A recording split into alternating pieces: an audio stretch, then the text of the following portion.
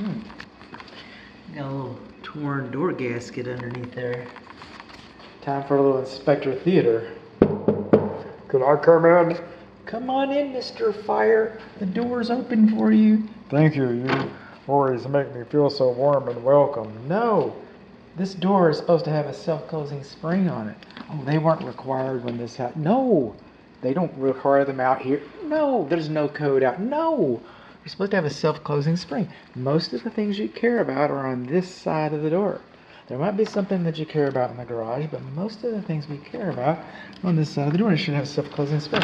I get that it's an annoyance that you're carrying groceries in and it's closing all the time. I get that, but you're supposed to have a self-closing door. Another thing about this door is when they put these panels in here, in the door face, they have reduced the width of the door. So this door is not properly fire rated. Okay, it's just not, but that's not why we're here. I'm not here to pick on doors.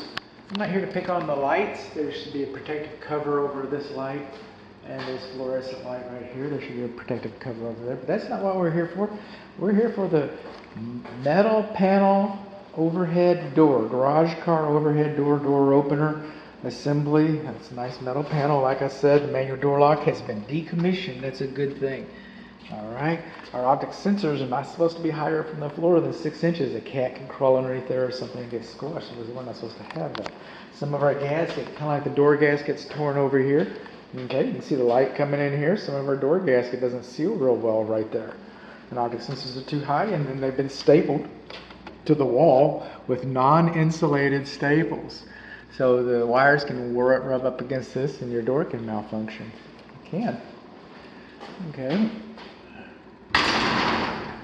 Man, that track is awful close to the ceiling. We got an open junction box right there too. Check that out. All right. You know what we don't have? We don't have pull handles inside of the door. We're supposed to have pull handles. Woo! Man, check that out. We got an overturned screw there. That's pretty impressive. That door just jumps right on up.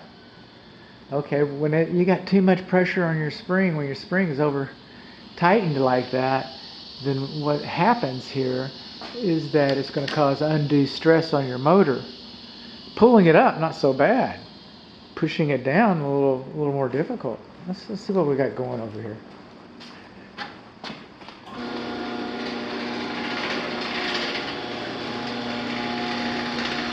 Our courtesy lights are on. Those are good things.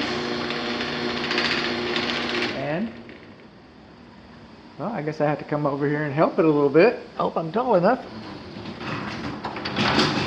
There we go. Latched all up. Over-tightened spring. Optic sensors are too high. We do not have insulated staples. We do not have spring tension warnings. Needed one today. Do not have spring tension notices on each corner. Do not have a safety notice, a squash sticker, if you will. Usually it has an illustration of a child being squashed.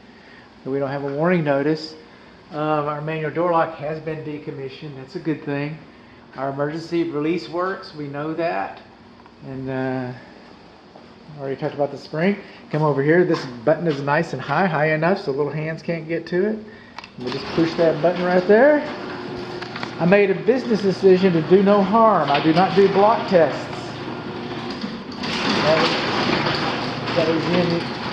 It could be quieter. It's quieter than mine. Let's try it again. Let's see how it sounds like. But I do not do block tests. I just tested the optic sensor with my big old flat zombie hoof. That's the way I did it.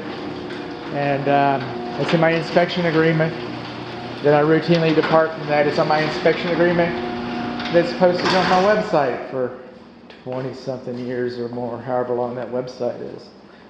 Okay.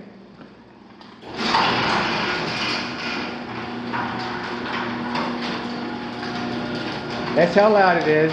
I'm not going to call that. I'm going to look at this bottom edge over here. There you are. Just a little missing gasket.